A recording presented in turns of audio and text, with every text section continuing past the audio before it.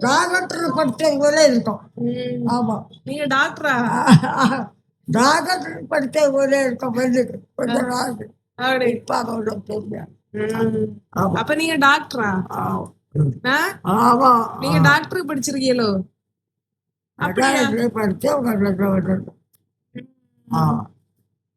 நீங்க எத்தனாவது வரை படிச்சிருக்கீங்க?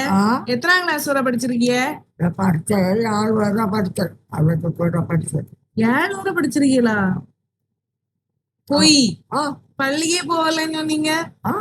நீங்க பள்ளிக்கே போகலன்னு சொன்னீங்க.